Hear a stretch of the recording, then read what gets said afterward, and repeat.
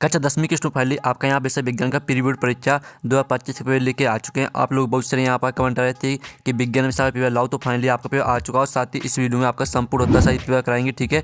तो आप वीडियो को लाइक कर लीजिए और चैनल को सब्सक्राइब कर लीजिए। और साथ ही आप यहाँ पर देख लीजिए, आपके यहाँ पर निर्देश आते हैं सही प्रश्न अनिवार्य। फिर आपका दूसरा आता है जहाँ आवश्यक हो स्वच्छ व नामांकित चित्र बनाइए, ठीक है। फिर आपका तीसरा निर्देश आता चौथा, पाँचवा, छठवां, सातवां, ठीक है।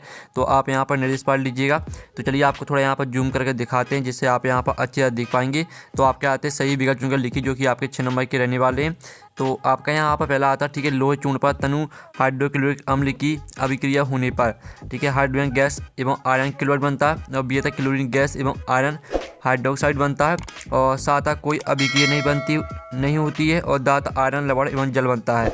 तो आपका इसका राइट आंसर आ हो जाएगा, हाइड्रोजन गैस एवं आयरन क्लोराइड बनता है।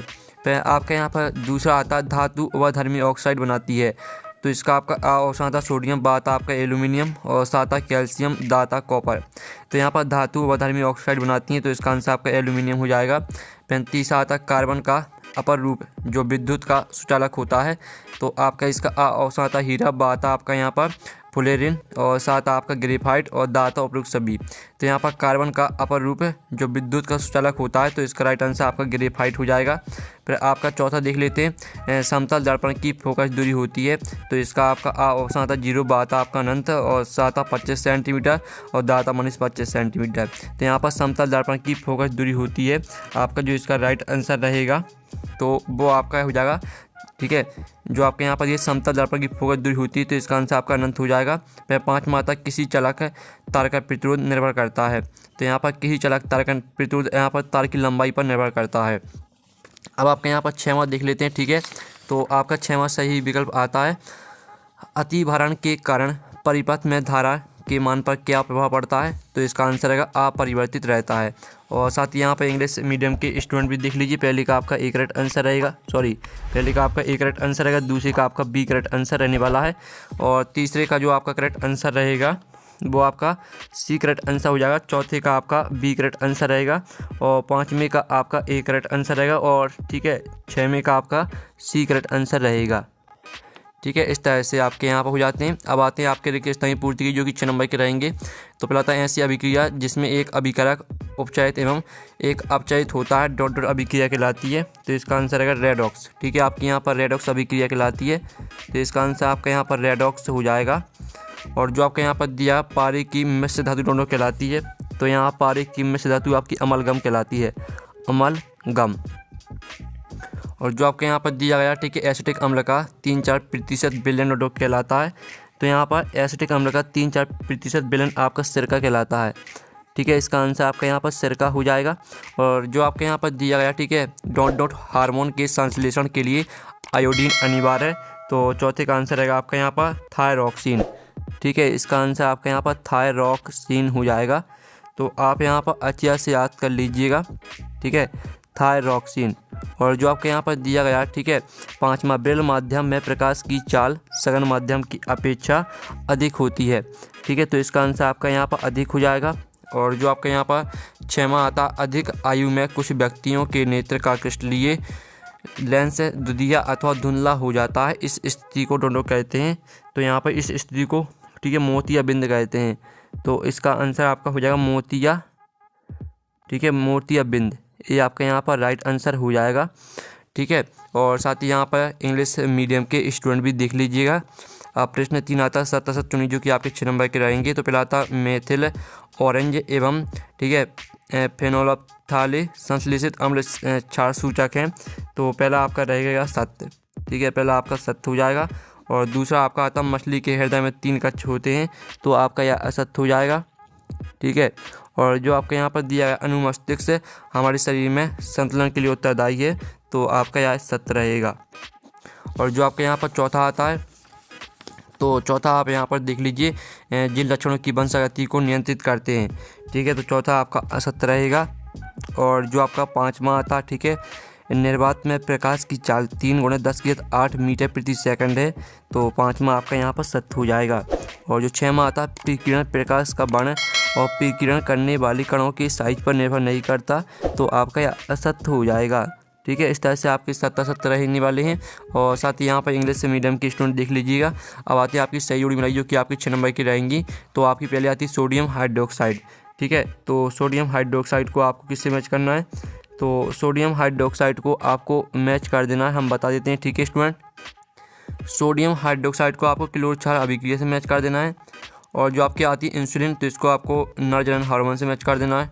सॉरी, जो आपकी इंसुलिन है इसको आपको हम बाद में मैच करें। जो आपकी टेस्टोस्टेरोन है इसको आपको मैच कर देना है नर जनन हार्मोन तीसरी। ठीक है, और मेंडल के प्रयोग, तो इसको मटर का पौधा से मैच कर देना है। और धारा का चुंबकीय प्रभाव, तो इसको आपको मैच कर देना है किससे? धारा का चुंबकीय प्रभाव, तो इसको आप यहाँ पर ऑस्टार्डेट से, ठीक है, और सार्टेट, ठीक है, और सार्टेट से मैच कर दीजिएगा। ये आपकी 5वीं। और जो आपकी 6वीं दी है, ठीक है, प्रिज्म, तो इसको आपको प्रिज्म को मैच कर देना बण विक्षेपण से। ठीक है, इस तरह से आपकी सही जुड़ी रहेंगी। जो आपकी इंसुलिन है तो इसको आपको NRI से मैच कर देना है। ठीक है, इस तरह से आपकी सही जुड़ी कंप्लीट हो जाती हैं। अब इंग्लिश मीडियम की स्टूडेंट भी देख लीजिए। अब प्रश्न 5 आता है एक शब्द वाक्य में उत्तर लिखिए जो कि आपके 6 नंबर के रहेंगे। तो पता है एक का रेजिया क्या है? तो यहाँ पर, ठीक है, सांद्र HCl और सांद्र नाइट्रिक अम्ल के 3:1 के अनुपात को, ताज़ा मिश्रण को एक्वाराइजा कहते हैं। ठीक है, आप फिर से देख लीजिए। ठीक है, सांद्र HCl और सांद्र नाइट्रिक अम्ल के 3:1 के अनुपात को, ताज़ा मिश्रण को एक्वाराइजा कहते हैं। फिर आपका आता अनुवांशिक लक्षणों की वंशागति के नियम किसने दिए? तो इसका जो आंसर रहेगा आपका, इसका आंसर होगा ग्रेगर जॉन मेंडल। ठीक है, आप यहाँ पर देख लीजिए ग्रेगर जॉन मेंडल, ये आपका यहाँ पर आंसर रहने वाला। ठीक है, ग्रेगर जॉन मेंडल। फिर आपका आता उभयलिंगी पुष्प किसे कहते हैं? तो आपका इसका आंसर रहेगा जिन पुष्पों में नर एवं मादा दोनों जनन अंग होते हैं उन्हें उभयलिंगी पुष्प कहा जाता है। ठीक है, आप फिर से यहाँ पर सुन लीजिए। जो आपका यहाँ पर दिया गया उभयलिंगी पुष्प किसे कहते हैं? तो इसका आंसर रहेगा जिन पुष्पों में नर व मादा दोनों जनन अंग होते हैं उन्हें उभयलिंगी पुष्प कहा जाता है। फिर जो आपके यहाँ पर आता है चौथा, आपको केरोसिन, तारपीन का तेल और जल दिए गए हैं। इनमें से किस में प्रकाश सबसे अधिक तीव्र गति से चलता है? तो इसका आंसर आपका खुद कर लीजिएगा। 5वां आता लेंस का सूत्र लिखिए। तो लेंस का सूत्र होता है आपका यहाँ पर 1/F बराबर 1/V, ठीक है, प्लस 1/U। ये आपका यहाँ पर सूत्र होता है। और आपका जो यहाँ पर दिए UNEP का पूरा नाम लिखिए। तो इसका आंसर है यूनाइटेड नेशन एनवायरनमेंट, ठीक है, प्रोग्राम। जो आपका यहाँ पर UNEP का पूरा नाम होता है आपका यूनियन, ठीक है, नेशंस एनवायरनमेंट प्रोग्राम। ठीक है, इस तरह से। और साथ ही यहाँ पर इंग्लिश मीडियम के स्टूडेंट देख लीजिएगा। ठीक है, अब चलिए आपके यहाँ पर प्रश्न 6 देख लेते हैं। तो प्रश्न आपका यहाँ पर 6 आता है। ठीक है, वायु में जलाने से पूर्व मैग्नीशियम रबर को साफ क्यों किया जाता है? तो चलिए हम यहाँ पर आंसर देख लेते हैं आपका 6वें क्वेश्चन का आंसर। तो स्टूडेंट आप यहाँ पर देख लीजिए, ये आपका यहाँ पर 6वें क्वेश्चन का आंसर है। मैग्नीशियम धातु सामान्य ताप पर नम वायु की उपस्थिति में मैग्नीशियम ऑक्साइड बनाता है जो मैग्नीशियम रबर के ऊपर सतह पर जमा रहता है, इसलिए इसे वायु में जलाने से पहले, ठीक है, रेगमाल से रगड़कर साफ किया जाता है। ठीक है, पूरा आपको याद कर लेना है। और जो आपके इसका अथवा दिया गया, ठीक है, तो अथवा आप यहाँ पर देख लीजिएगा। किसी पदार्थ एक्स विलयन का उपयोग सफेदी करने के लिए होता है। तो हम 7वें का जो आपका 6वें का अथवा का आंसर वो आप खुद कर लेना। ठीक है, फिर आपका आता है सोडियम को केरोसिन में डुबोकर क्यों रखा जाता है? ठीक है, तो आप यहाँ पर 7वें क्वेश्चन का आंसर देख लीजिए। आपका 7वें क्वेश्चन का आंसर, सोडियम बहुत सक्रिय धातु है जो वायु में उपस्थित ऑक्सीजन से क्रिया करके आग पकड़ लेती है और सोडियम ऑक्साइड बनाती है। इस तरह से आपको यहाँ पर तेल में डुबा कर रखा जाता है, यहाँ तक याद कर लेना है। और जो आपके यहाँ पर दिया गया, ठीक है, 7वें का अथवा, ऐसी धातु का उदाहरण दीजिए जो कमरे के तापमान द्रव होती हैं, चाकू से आसानी से काटा जा सकता है, ऊष्मा की सबसे अच्छी चालक होती है, ऊष्मा की कुचालक होती है। तो इसका आंसर आपको खुद कर लेना है। फिर आपका यहाँ पर आता 8वां, द्विखंडन बहुखंडन से किस प्रकार भिन्न है? ठीक है, तो आप यहाँ पर देख लीजिए आपका 8वें क्वेश्चन का आंसर। तो इसका आप यहाँ पर स्क्रीनशॉट ले लीजिए। द्विखंडन से कोई एक कोशिकीय जीव दो छोटे और लगभग समान भागों में, ठीक है, बांटा जाता है। इस तरह से पूरा आपको बहुखंडन होता है, यहाँ तक याद करना है।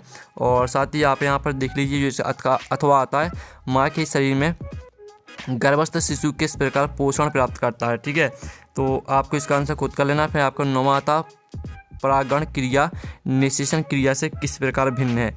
ठीक है, तो इसका आंसर आपके नहीं, आपको अंतर लिखना है। ठीक है, परागण और निषेचन में आपको अंतर लिखना है। तो ये आपके 3 अंतर दिए हैं। ठीक है, तो तीनों अंतर को आपको याद कर लेना। परागकणों का पुंकेसर से वर्तिकाग्र तक पहुंचने की क्रिया परागण कहलाती है और नर तथा मादा युग्मकों का मिलना जायगोट बनने की प्रक्रिया को निषेचन कहते हैं। तो इस तरह से तीनों अंतर आपको याद कर लेना है। ठीक है, और जो आपका यहाँ पर इसका अथवा आता है, तो अथवा आप यहाँ पर खुद कर लीजिएगा। फिर आपका 10वां क्वेश्चन दिया गया जो, ठीक है, अंतिम पंक्ति में बैठे किसी विद्यार्थी को श्याम पत्र पढ़ने में कठिनाई होती है, या विद्यार्थी किस दृष्टि दोष से पीड़ित है, इसे किस प्रकार संशोधित किया जा सकता है। ठीक है, तो हम यहाँ पर देख लेते हैं आपका 10वें क्वेश्चन का आंसर। ठीक है, इस अवस्था में विद्यार्थी निकट दृष्टि रोग, ठीक है, मायोपिया से पीड़ित है, उसे उचित क्षमता के अवतल लेंस से संशोधित किया जा सकता है। यह आपका आंसर रहेगा। फिर आपका यहाँ पर देख लेते हैं, ठीक है, आपका 10वें का अथवा आता है, तो इसका आंसर आप खुद कर लीजिए। फिर आपका 11वां क्वेश्चन देख लेते हैं, तो जो आपका दिया स्वपोषी पोषण के लिए आवश्यक है, ठीक है, परिस्थितियों कौन सी हैं एवं उनके उत्पाद क्या हैं। तो आप यहाँ पर 11वें क्वेश्चन का आंसर देख लीजिए। ये आपका 11वें क्वेश्चन का आंसर है, तो इसका भी आप स्क्रीनशॉट ले सकते हैं। और जो आपका 11वें का था पदार्थ में जल एवं खनिज लवणों का समन्वय किस प्रकार होता है। फिर आपका 12वां था वंशगत लक्षण क्या होते हैं, तो हम यहाँ पर देख लेते हैं। ये आपका आंसर दिया गया। ठीक, जनकों से संतति में पहुँचने वाले लक्षणों को वंशगत लक्षण कहते हैं, जैसे मानव में नेत्रों का रंग, त्वचा का रंग आदि। ठीक है, ये आपका 12वें क्वेश्चन का आंसर। 12वें का अथवा दिया है, मेंडल के प्रयोग द्वारा कैसे पता चला कि लक्षण प्रभावी अथवा अप्रभावी होते हैं। ठीक है, तो इसका आंसर आपको खुद कर लेना है। और साथ ही आप यहाँ पर देख लीजिए स्टूडेंट, जो आपके यहाँ पर क्वेश्चन दिया गया है, ठीक है, आपका 13वां क्वेश्चन, अवतल दर्पण के मुख्य ठीक है, अवतल दर्पण के मुख्य फोकस की परिभाषा आपको लिखना है। ठीक है, तो चलिए हम जो इसका आंसर है वो देख लेते हैं। तो आपका यहाँ पर 13वें क्वेश्चन का आंसर क्या रहेगा, तो वो हम आपको दिखा देते हैं। तो आप यहाँ पर देख लीजिए, मुख्य अक्ष के समानता आपतित किरणें परावर्तन के बाद दर्पण के ध्रुव एवं वक्रता केंद्र के बीच एक बिंदु ए पर प्रतिच्छेद करती हैं। इस बिंदु को अवतल दर्पण का मुख्य फोकस कहते हैं। ठीक है, और जो इसका आपका अथवा आता है, तो अथवा आप यहाँ पर देख लीजिए, हम वाहिनियों में उत्तल दर्पण को ठीक है, पश्चदर्श दर्पण के रूप में वरीयता क्यों देते हैं।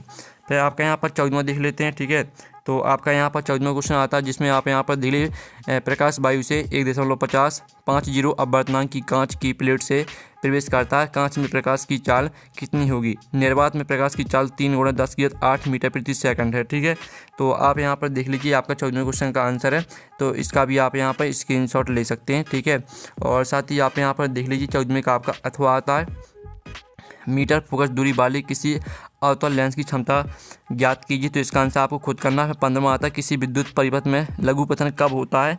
तो हम यहाँ पर 15वें क्वेश्चन का आंसर देख लेते हैं, जब विद्युत परिपथ में, ठीक है, विघुनमय तार तथा उदासीन तार संपर्क में आ जाती है, तो प्रतिरोध के शून्य हो जाने के कारण लघुपतन होता है। ठीक है, आपका 15वें क्वेश्चन का आंसर रहेगा। और आप इसका अथवा देख लीजिए, दो चुंबकीय क्षेत्र रेखाएँ एक दूसरे को प्रतिच्छेद क्यों नहीं करते। ठीक है, और आप यहाँ पर देख लीजिए, जो आपका 16वां क्वेश्चन दिया गया, चुंबकीय क्षेत्र रेखाओं के 2 गुण लिखिए। तो आप यहाँ पर देख लीजिए, आपके चुंबकीय क्षेत्र रेखाओं के गुण। ठीक है, चुंबकीय बल रेखा वक्राकार बनाती हैं, एक दूसरे को नहीं काटती हैं। चुंबकीय क्षेत्र रेखा या रेखा समांतर होती हैं। इस तरह से पूरा आपको याद करना है। ये आपका 16वें क्वेश्चन का आंसर रहेगा। और आपका यहाँ पर 16वें का अथवा आता है। ठीक है, चुंबकीय क्षेत्र उत्पन्न करने के कोई 2 तरीके लिखिए। और साथ ही आपका यहाँ पर देख लेते हैं 17वां क्वेश्चन। तो आपका यहाँ पर 17वां क्वेश्चन आता है, अजैव निम्नीकरण पदार्थ पर्यावरण को किस प्रकार प्रभावित करते हैं। कोई 2 प्रभाव आपको लिखना है। तो आप यहाँ पर देख लीजिए, आपका 17वें क्वेश्चन का आंसर है। आपके 2 प्रभाव दिए गए हैं। ठीक है, तो इसका आप स्क्रीनशॉट ले सकते हैं। और साथ ही आपका जो इसका अथवा दिया गया है, ठीक है, पारितंत्र में अपघटकों की क्या भूमिका है। फिर आपका 18वां आता है, ठीक है, विभजन अभिक्रिया को संयोजन अभिक्रिया के विपरीत क्यों कहा जाता है।